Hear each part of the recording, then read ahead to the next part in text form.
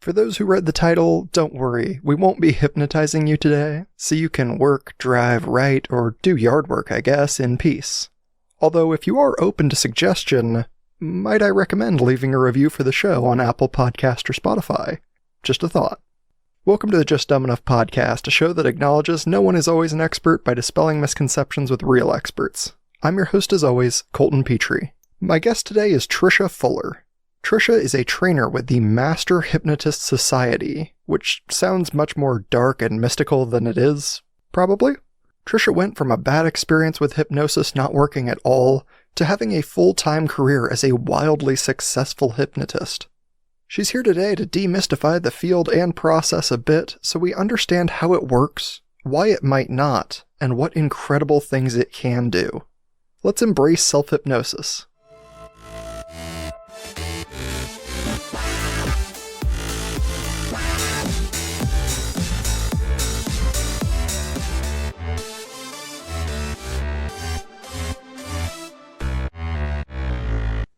Welcome to the show, Trisha Fuller.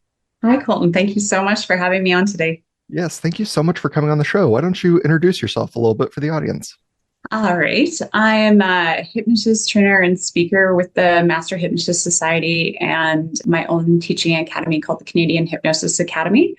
I've been doing hypnosis. We're going to say I've been doing hypnosis for 15 years. I started using hypnotic childbirth with my third birth after 2 cesareans. And I finally achieved a natural birth with hypnosis. And it kind of like made my mind explode. Like I was like, oh my gosh, if I can do this, then what could other people accomplish with hypnosis? So I fell in love with hypnosis and left the medical industry. And now I teach hypnosis and NLP in a clinic as well as with students. And I love it.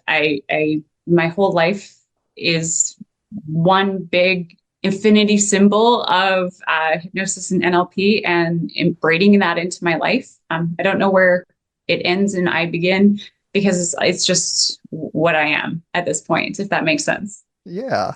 Well, and, having like 2 cesareans for people that haven't had kids, haven't had C-sections, haven't gone through this, like having 2 C-sections and then a natural birth is pretty unusual to start with.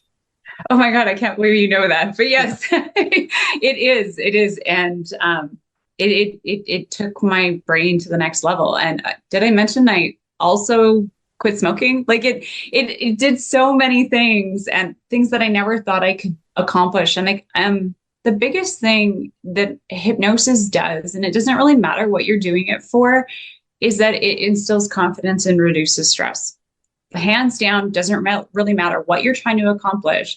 If you can increase your confidence and reduce your stress, you're going to do better in anything. And that's what it did. It took away all my fears. It took away all my worries, gave me the confidence to believe that I could succeed. And then I took action on it. And I just believed in the skills because I needed to become the woman I was designed to be. And I did. And then all of a sudden it morphed into the rest of my life. Like it is my vocation. It is my passion. It's what I love helping people accomplish. Well, especially to say like I left a career that I already had established and I shifted entirely because I believe in it so much. Yes. And that's, the word that comes to mind for that is zealot. Like if you have taken something and utilized it, you become a zealot in it. And people believe a person who has succeeded with something more. And I just ooze it. Like I can't help it. Like hypnosis, I believe fundamentally I've used it with all our children. And, like, it's funny because they're like, oh, Mom, you don't use hypnosis on us. I'm like, I don't, huh? Like, because I don't know how not to, conversational hypnosis happens, but teaching them skills. And, if you catch me at coffee or, a networking meeting, I might end up teaching you a skill simultaneously because, I almost can't help myself. So I want to share the knowledge so other people can succeed too. Well, and it seems like there's 2 very prevalent sides. Like all we get to see is what we see from media. So you either hear like, it helped me quit smoking, like these very success stories that seem to come out of nowhere, or I lost all of my money in New Orleans to a hypnotist. Okay, I don't think we heard that one too much, but I do know what you mean. Yeah, and the truth is like anything that has value has that ooh and ah factor. So that's what actually kind of magnetizes people to something is like, oh my God, it did X, Y, and Z to somebody. And then it was like, oh my gosh, but it helped somebody else do this, right? So that mystery helps people create curiosity in their mind. And then, finding somebody who can actually educate them about what hypnosis is and what hypnosis isn't can dispel a lot of fears and myths, right? So, of course, not everything we see on TV is accurate, but a good hypnotist will help people understand what they can expect. Of course. Well, and that kind of makes me wonder, like, what is hypnosis at its most basic? Oh my God, that's awesome. So my definition of hypnosis is the ability to focus on one thing to the exclusion of everything else. What that is something called, the fancy word for it is monoideism, but it means singular thought. So an everyday example of hypnosis where you achieve singular thought, like one focus, everything else kind of falls away, would be, have you ever driven somewhere, Colton, and got there and not remembered the last 5 minutes of the drive? Oh, yeah. Right. I don't recommend it, right? But it does happen. And, it was, you didn't black out. You were just hyper focused on one thing and everything else kind of fell away. So it happens in everyday circumstances all the time. Anytime a person loses track of time, is hyper focused on one thing, it is the hypnotic brainwave that is associated with hypnosis. It's also called theta brainwave. Not that you need to know these big words, but it is something common and it happens all the time. So in its basic structure, it's singular thought. We're utilizing singular thought to create what we need in all of our senses. And if we can do that, it makes it so real to your mind that your mind believes something has already happened. So what I tell people is the mind doesn't know the difference between real or imagined. So if you put exactly how you want something to go in your mind using a hypnotic technique or through suggestion, then your brain goes, oh, it's already happened. And then it uses that kind of like Google Maps destination. Oh, I've already done this, so I'm going to do this again, if that makes sense. Is that kind of a general way to look at it for you? No, I think that helps because, at first I was like, oh, this is what I've heard people call like flow. Flow state is that like automatic, hyper focus. And I'm like, oh, people always want to get into flow state. And then when you're saying like, all we're doing is implanting the back end of the idea where you're like, you're already finished. Like, oh, I want to quit smoking. Like, no, you already quit smoking. You're just having some leftover cravings. That's all that's happening now. And I'm like, oh, that's a very clever trick just to like you're like incepting the idea. Well, like if you think of like Stephen Duchovny's 7 Habits of Highly Effective People, begin with the end in mind, right? That is essentially what we're doing. You come into a hypnotist or a neurolinguist and they ask you, what do you want? What outcome do you want? And based on that, then we reverse engineer backwards the solution. So it's always beginning with the end in mind. Exactly. You've already quit smoking. You've already succeeded. So can we call Covey a hypnotist? I think we can there's so many things, like even when you're talking about flow state and all these things, there's lots of things that have been marketed in a new way. I just heard somebody, it was really funny, that a neuroscientist saying, oh, this is the genius wave. Oh, yeah, well, hypnotic brainwave state has always been out there. Like, I just wrote an article for a pain magazine that they're like, how long has hypnosis been around? And I'm like, as far as I can tell, like 4,000 years. It's always existed. So people just keep on labeling it with a different label. But in essence, it's a brainwave state. It's been utilized forever. And it's just old wine in a new bottle. So the mysticism and stuff comes with it. But fundamentally, people are just putting a new sticker on it. Well, it's like you said, it has that wow factor where you're like, whoa, what is that? What just happened? Like that shock and surprise. Science and magic are indistinguishable, right? Based on your technology level. Yes. So like old society just thinks it's magic and new society's like, oh, this is how it works. Yeah, exactly. So it can be simplified. And, the basic theme that most people don't know is that all hypnosis, all of it, is self-hypnosis. You're always in control. You're choosing to accept or reject the suggestions that you hear. So that empowers people, right? Nobody's doing it to them. The hypnotist is a facilitator helping them make the structure of magic. And the truth is magic can happen in an instant. Very interesting. So what is the process? Like, say I've scheduled my first appointment. How do I mean, that's probably even better question. How do I find a good hypnotist? Well, that's great. So I do really, I am with an organization called the Master Hypnotist Society. We're a group of trainers that train hypnotists to do this, and we can help you find a person in the right location for you. So you can go on that website, masterhypnotistsociety.com or Master Hypnotist Society Canada, and we can help guide you to the right location.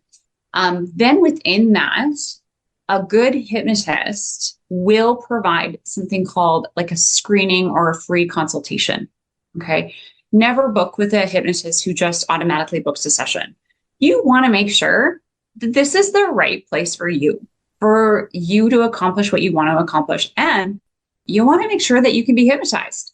And that is also something that a great hypnotist will do, is actually prove the hypnosis in the screening. Make sure that you're a good candidate. They will help you design the outcomes that are right for you.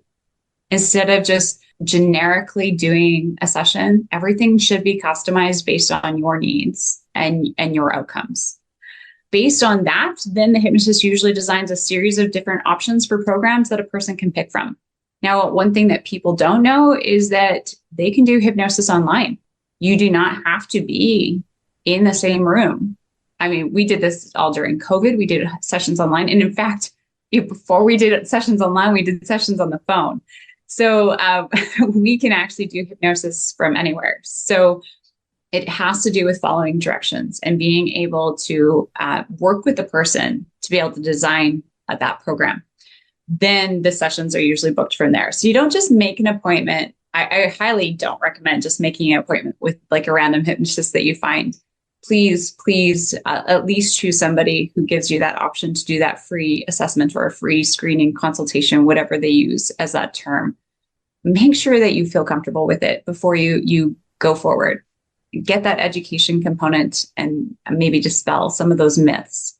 And then they usually, at a minimum, they should be doing at least 3 sessions, from the simple fact that yes, magic can happen in an instant, but you want to make sure that you keep the learning. Well, and I think that's important, because if somebody like, oh, I heard the episode and I really want to try hypnosis, and they call a guy and he's like, yeah, show up Monday at 9. You're like, I'm going to go ahead and call somebody else. yeah, that is all, so this is funny. So I actually failed epically at hypnosis, not once, not twice, but 3 times before I ever actually, really committed to this.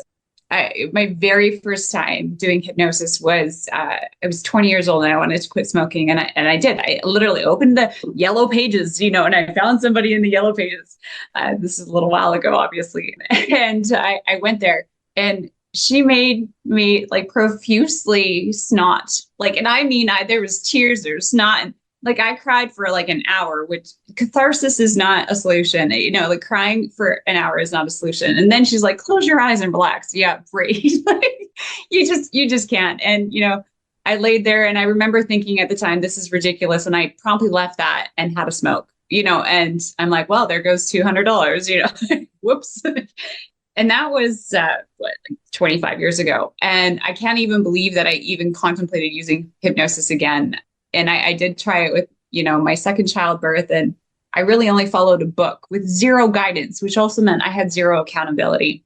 And it really was what I'm going to call some floral imagery, but there was no association, and there was no confidence factor, and there was no multiple levels of learning.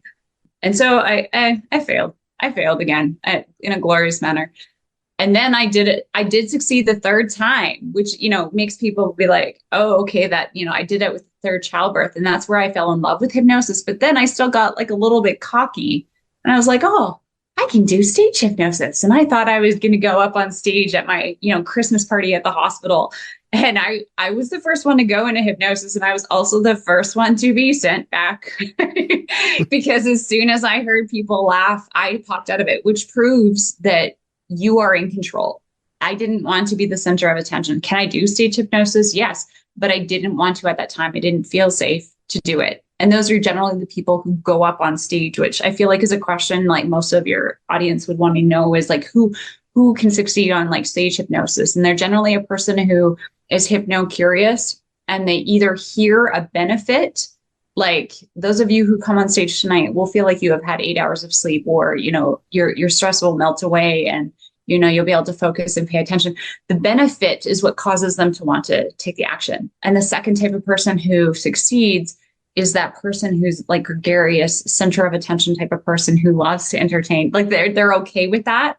And those are the two people that succeed on stage. But even though I got sent back, doesn't mean I can't do hypnosis. It just means I wasn't in a good place to do it at that time. So if you've ever had an experience where, you went to a hypnotist and it wasn't good, or you went on stage and it wasn't good, that doesn't mean you can't use hypnosis. Please know, as a person who's failed miserably at it, that you can still utilize hypnosis and NLP whenever you need. Well, and I've seen like a stage show of hypnosis once where I thought like, wow, this is crazy because they put two people that don't like each other up on stage next to each other and they seem to get along just fine. But I'm also thinking about it and I'm like, they are also those like loud, happy, fun personality types where I'm like, oh, they wanted to be on stage. They, were excited to be entertaining, even if it wasn't something they necessarily were loving at the time. That's right. You got it. So how do we get into hypnosis? Because we've kind of discussed like you could do this over the phone. So there's obviously no like spinning wheel or, guiding watch or. Well, don't get me wrong. Those can be utilized, but using multiple senses and different fixation and repetition techniques can be harnessed whatever modality you use, right? So even if a person isn't in front of me on a camera, I can still have them staring at a spot, fixating to be able to get their mind into that focused state, right? And then they're agreeing to follow suggestions. So we also utilize, and we have some great resources from different hypnosis audios within our trainer group. And those are usually used on the back end. So yes, you can have live sessions, you can have automated sessions, you can have phone sessions, you can have Zoom sessions. Basically, if there is a motivation based on the person's abilities, we will make it work for them. But that's where that screening or that consultation comes in, because that person will tell us, this is what I can do. I can come to you, or I can be on an online session, and then we make it work in that moment. So the hypnotist has learned to be very flexible in a situation. So we will change based on their emotional suggestibility, on their physical suggestibility, on how they respond to different things. So we're reading the client in the moment to be able to decide the best technique to utilize for them. Does that make sense? Yeah, it does. Because it's one of those that, like, again, we see cartoons or media or whatever, and it's like, it's always a spinning wheel that they're like, you're going to sleep now. And people are just like, oh, I'm going to sleep now. And they fall asleep. Right. I actually find that term sleep with hypnosis very funny, because it confuses people because they're not asleep. But a lot of hypnotists do use that term. But the hypnodisc is definitely part of the hypnotic history, and it functions very well. And what's funny, like in the modern day society, hypnotism as we know it was founded because a doctor left a guy staring at a light bulb too long. It happened, and when he came in, he was like fixated and he wouldn't move, and he could give him suggestions, and the guy listened, or the person listened. I can't remember if it was a male or female, but the point was, yes, it can be done in lots of different things. And an old style of hypnosis was a very monosyllabic, very flat tone. But I like to believe that a lot of the hypnotists that we have in our training group are fun. And we want to make the sessions fun. We want to make them exciting. Like, wouldn't you want to change Colton if it was going to be more fun than snot and bubbles and like talking about your problem? Or would you like to make magic and like have an exciting experience, right? Yeah, I would actively avoid the first one. Yeah, right. So the thing is that's what, that's what partially does draw people to hypnosis, is that they think of a stage show and they think of the fun that people have with it. And then if you can associate fun with entertainment, then you're going to want to make changes. And if the hypnotist has fun with you and like helps you change through a joke or shifting your body, I mean, that could be huge for a person. Well, have you ever used a hypnotist just to say that, like, oh yeah, I used one, I had one, it's over here? I've used eye fixation in a different way, but not an actual hypnotist. Yeah. That would be one of mine where I'm like, if I'm going to do this, I'm going to get one just to have the novelty of it, just to see, Right. like, oh yeah, I've used that before. I'm pretty sure you can do like a little pinwheel. Like, if you ever watch those like pinwheel, like whirly gigs, Yeah. you can just stare at it and you can fixate all by yourself in a nice gentle breeze. So, Give yourself good suggestions simultaneously. right. So how do we bring people into that like suggestible state? Like obviously we have to fixate on something, but what's the guidance kind of trying to do? I don't think so. There's no basic way. Again, remember that a hypnotist should be reading the client based on their needs. So reading whether they're emotionally suggestible, physically suggestible, and all these different things. There's no just one way. The one thing that I can tell you that might be of use is that there is generic ways of teaching something called self-hypnosis, like actually helping the person to utilize hypnosis at a later state. So once a person has experienced hypnosis a few times, they develop essentially a knowledge of what hypnosis feels like, sounds like for them. Okay. Once they know that, they know how to access that state. So if I was going to give you a simple structure of how to do very quick self-hypnosis technique for yourself, and I'm not going to do this too much because I don't want to I don't want to use the rest of our show up for the self-hypnosis technique, but I'm going to make it in bullet points that I would tell a person to count backwards in their head from 3 to 1. And as they count backwards, they're going to do it very slowly, taking big breaths in and out in a rhythmic fashion. And they're going to tell themselves that they're relaxing from head to toe and toe to head. And they would think this over for themselves 3 or 4 times. After they do it, then I would suggest to them that they could count backwards from 100. And as they count backwards, they would have the numbers go out of their forehead into, say, a cloud above them. Each number counting backwards from 100, doubling their relaxation with each number. When they get to about 90, I would have them wrap up all those numbers, put them in a package, and throw them out of their mind into that imaginary mist or cloud. Then I would have them think something like, when my mouth fills with saliva, I will swallow and relax. So as we feel that need to swallow, we relax even more. There you go. You even did it just as I said it. Yeah. And then with their eyes closed, I would have them roll their eyes gently upward as if looking at the moon on their forehead. And I'd get them to notice that their eyelids began to feel heavy and stuck tight. And then I'd actually have them intensify that sensation, heavier and more stuck tight, and then actually have them tug with their eyes rolling up, tug with their eyebrows, tug up and down. They'll notice how heavy and stuck tight their eyelids actually are. Once they've satisfied themselves with that sensation, then I would get them to either do one of 3 things. They're generally in the hypnotic state at that point. The first thing I would get them to do is either take probably one suggestion and repeat it somewhere between 25 and 30 times. It's somewhere between 25 and 30 times that the dime drops in. I teach them before that how to build proper suggestions for themselves. Notice that I'm not saying affirmations, I am saying suggestions. Okay, there's a difference. Then they'd say that suggestion to themselves 25 times, and then they exit trance. And usually that's by counting back up from 1 to 5. Another option in there is that they could take 3 suggestions around the same theme, and they would say those suggestions, the same thing stated differently. And they'd say each one of them 5 times each. So let's say, for example, I was working with a weight loss client. I could use a suggestion like, nothing tastes as good as thin feels. They'd say that one 5 times. Then they'd say the suggestion, I'm full and satisfied after a bite or 2. And then the third suggestion could be, I fill up on conversation and camaraderie.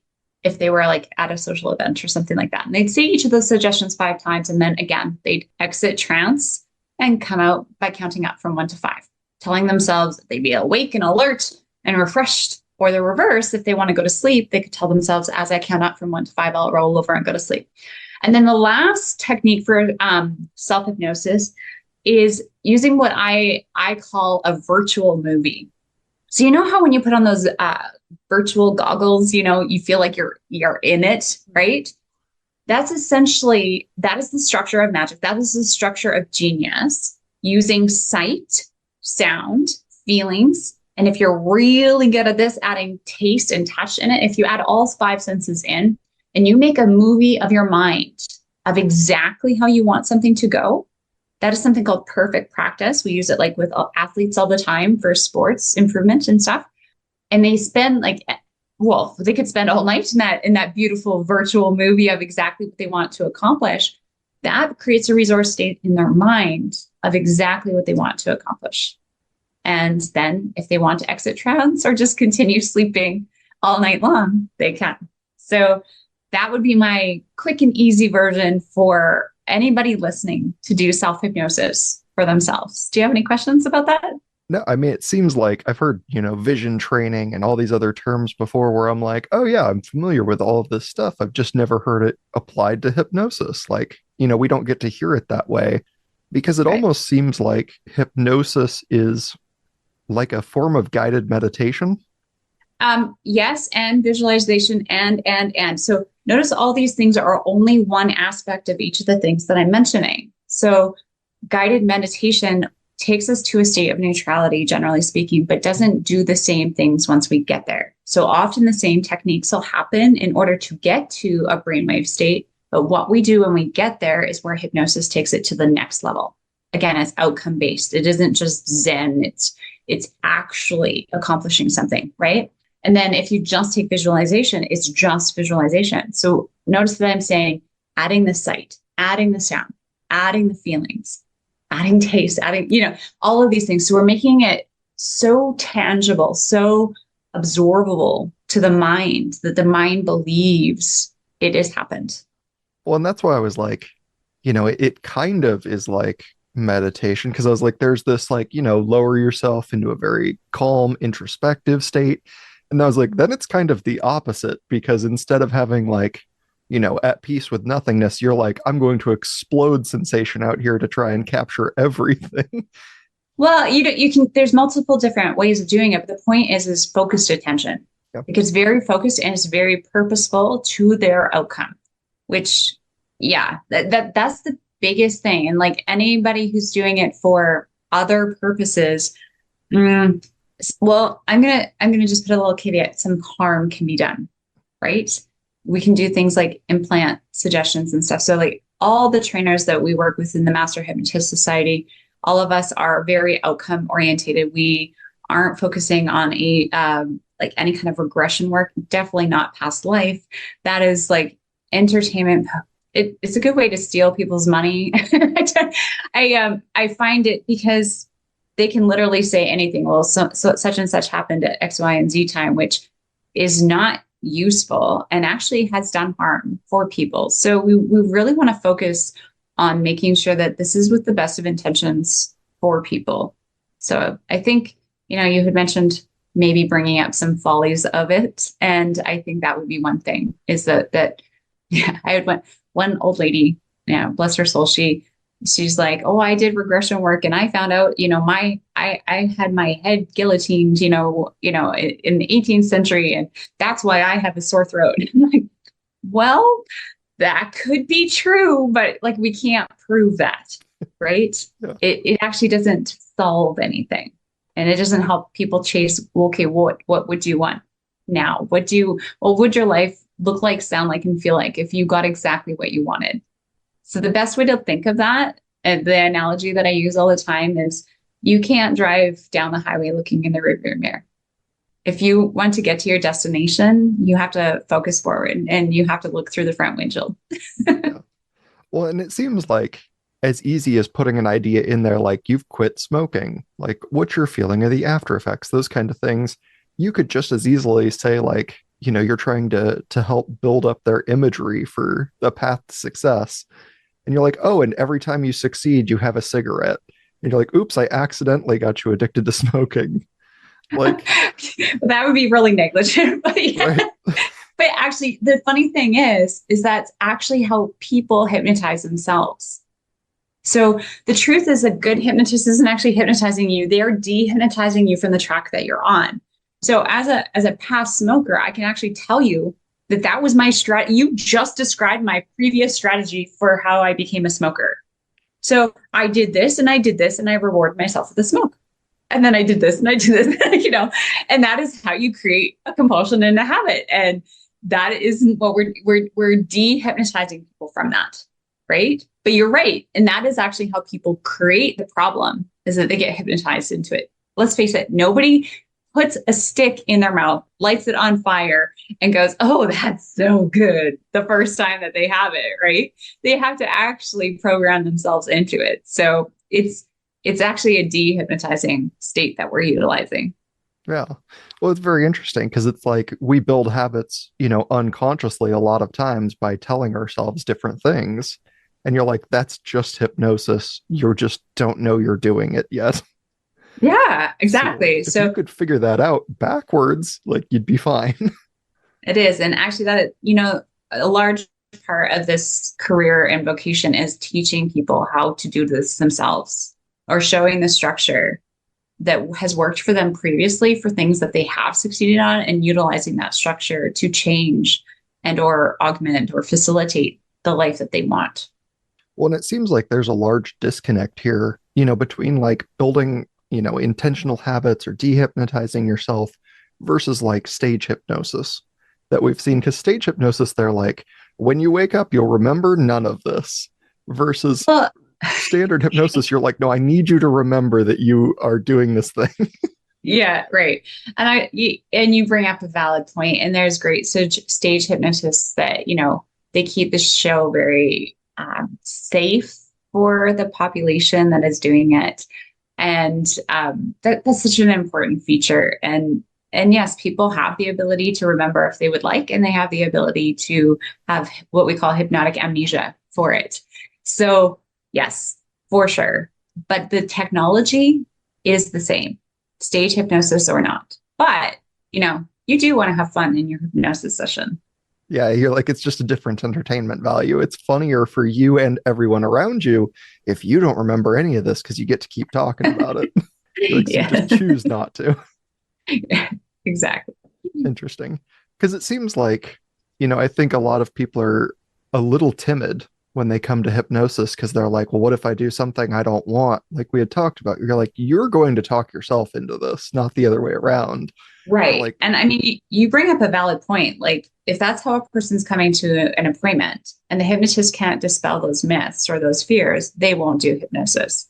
And if a person is going on stage or going to a hypnosis session with the intention that it will not work for them, they have just told themselves it will not work, and it will not. They are always in control. So if they want it to work, the hypnotist can empower them to help them make it work, and vice versa. But that's usually what that free screening will do, is help them get rid of that fear and apprehension and just make it more comfortable for them. Yeah. Well, and just like any other habit, this is kind of a process. Like there's no magic wand that we just wave and we're like, bam, smoking cured. You're like, yeah. It's going to take a couple of sessions or, a long appointment or something of the sort that just is like, it's not super fast. Well, actually, there's parts of it that are. However, what I'm talking about when we talk about multiple sessions, like magic can happen in an instant. It can literally happen in a matter of seconds. Some of the best things that have happened in my mind really happened where a piece of knowledge clicked in a hypnotic form or in a NLP reframe, and I just saw it differently, right? And that happens in a second. But what the multiple sessions ensures is that everything is cleaned up on the back end, that the learning, it sticks. Right. So that's a key feature, keeping the learning. Well, and when we're talking about this, like, if you want to deprogram a habit, like it might take some time to unlearn that and to really like focus on the other thing. But there's also this really interesting aspect where I'm like, you could self-hypnotize. Well, obviously, self-hypnotize seems like an oxymoron at this point to be like anything else other than that. But it seems like you could do that just to focus on things you don't understand super well because it sparks the imagination to look at it from different angles. Absolutely. The best thing to think about when you think about that is, have you ever met like a childhood teacher, like a teacher from like say grade 2 as an adult? I met my teacher from grade 2 as an adult and I went, oh, she's actually not like big and scary, and that shifted, that change of perception, that change of perspective. Perception and hearing is something that Scott McFall coined, who founded the Master Hypnotist Society. And shifting your perception is what that's about. Is like, if you can look at it from a different perspective, could that change your world? Could that be that magic that you're looking for? If you saw things from, we've taught people to, have the same conversation they had in the past, but through the other person's eyes, like pretend you're the other person. How do you see your face? How do you see or hear the information that's being presented to you? And just doing that alone, having a person look at a conversation from the other person's perspective can be magic and go, oh my gosh, I really was super intense, or that really was not coming off how I thought it was. Right. So yes. Yeah. Teaching people, a big part of this can be teaching people to step back and look at the bigger picture or the bigger idea instead of drilling down into the details. The details are almost irrelevant, and so is the content of any specific situation. It's having the broad overview that helps people change. Well, and it seems like, we've heard stories about physicists do the same thing where they're like, your brain is so trained that this is how something works, and you don't quite understand it. And then you have, these expert physicists who have just been like, well, what if that isn't how it worked? And then they develop a new theory of science based entirely on that. And you're like, yeah, it's the same thing. We're just doing it with simple topics instead of, world-changing chemistry. That's right. But every simple topic is a world-changing opportunity, right? Yeah, especially when you're talking like interpersonally. There's a lot of people who have said like, oh, my relationship with this person was forever altered by this one moment. And you're like, well, what if you were the other person? Right. Then? Right. Or what if you depotentiated that one experience so it didn't have as much leverage on you so that maybe you could rectify the relationship, right? There's so many ways of looking at it. It's based on a person's outcome and what they want to accomplish. Well, and it seems like, with all these things, there's so many possibilities that hypnosis can kind of bring into your life in such like a cool way.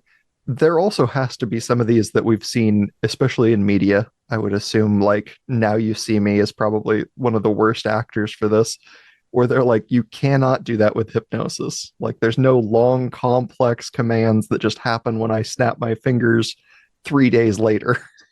Well, there is, but remember that there's a point and a purpose to it. So if you're going to a hypnotist and they anchor a suggestion of how you're going to behave later, it's for the person's benefit. So they're taking something and they're using it against that person, but we'd be helping that person utilize it for their benefit, right? So for instance, like every time you walk through a door into a new room, you feel stronger and more able to present your information, or that's a post-hypnotic suggestion. It does happen. It is utilized. It is useful. But again, the integrity and the intention of the person using it as a hypnotist is key. But that is the exact type of mysticism that scares people. So again, this is why I really recommend doing some kind of pre-interview with the hypnotist to make sure that you're a good candidate and it's a good fit for you. Because I think it's Now You See Me. I'm going to get some emails that probably say like, no, you're an idiot. That's not the movie you're thinking of. No, I'm pretty sure it is. They just like, a person turns around and they just like grab them real quick and they're like, sleep. And then they just like give them a bunch of suggestions and then walk away like nothing happened. Well, there's a lot of merit in there. Yes.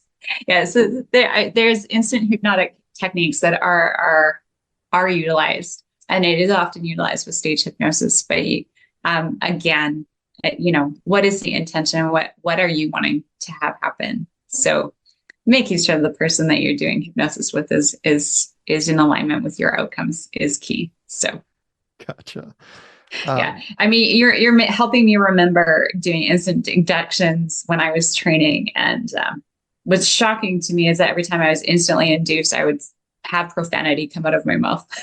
So I don't, for myself, I don't recommend it because that's my instant response. But no, instant hypnotic inductions are very powerful. But yes, using them for good is not to rob banks. Yeah. Well, no. So the truth is you cannot be made to do anything against your moral compass. So again, when I say all hypnosis is self-hypnosis, you will reject any suggestion that does not serve a purpose. So what you are seeing isn't false, but understanding what is the purpose, you will accept or reject their suggestion based on what you want. You cannot be made to rob a bank or do anything against your moral compass based on hypnosis. And I'm aware that, like, I saw a video once that was endlessly fascinating where they had given somebody under hypnosis, they handed them like a very obviously fake knife. And even though the person's eyes were closed, they were like, oh, stab yourself with this knife. And the person's like, okay. And they do it. And it's like, it crumples, it's a piece of cardboard or whatever. And then they would hand them a real knife and be like, will you stab yourself with this? And the person would like laugh and then come out of hypnosis and then drop the knife. Like, what was that? And you're like, oh, exactly. There's a lot of awareness in here. There is, and you won't be made to do anything that you don't want to do. So, and I just question the moral ethics of even suggesting that as a hypnotist. So, yeah. I think their goal was to say that, like, you're far more aware than you think you are. Like, being hypnotized is not like being under mind control. They're like, you're still fully aware. They're like, even with your eyes closed, like, you won't do something that'll actively harm you. Yeah. And most of the time, a person will just go into neutrality. They won't do anything and they'll reject the suggestion. Well, are there any other like major myths or misconceptions that you hear all the time? No, I think you've almost covered them all. Nothing comes to mind at the moment. Awesome. Well, I mean, that's good. That's my job as the audience surrogates to ask all the right questions. Is there anything you like, when you're trying to sell people on this, to say like, everyone should give it a shot, or, if you're in a tough space, give it a shot? Is there like a guideline there? Again, there's some safety features that I should mention. So like, when a person is getting screened to see whether they're a good candidate, there are times, very few, that we have to ask for a doctor's referral. And there's some things that would put a person out of scope of practice. And it also depends on the training of the hypnotist and the rules and regulations of the state or the province that they're in, or wherever that might be. So a typical hypnotist will do weight loss, stop smoking, stress management, pain management, definitely with doctor referral, sports performance, any kind of performance, like test performance, anything like that. Working with children, parent has to always be present, but we can definitely work with children as well. But you do want to, that's the typical structure for hypnosis, okay? If you're getting into other things, you do want to make sure that that person is licensed in that other field, but that is the scope of practice for a typical hypnotist. So if something falls in that, like stress management, that falls in the scope of practice of a hypnotist. A cool side effect that I probably didn't mention is that you cannot produce stress hormone in hypnosis. So there's things that I call happy side effects of doing any kind of hypnosis program. And that is, people are generally calmer. And that's because they reduce the stress hormone. When you're in that brainwave state that is hypnotic, that theta brainwave state, the stress hormone dissipates, which means you have lower levels of stress hormone in your body. Because of that, people generally sleep better. So another happy side effect of that is better sleep. And the third side effect most commonly associated with hypnosis is increased confidence. So if there's anything that could benefit, like anything that you have in your life that could benefit from reduced stress, increased confidence and better sleep, then there might be a hypnotic program that can work for you. Adding other things into it just becomes more specific based on your own personal needs. But those are definitely the three top, most common what I call happy side effects.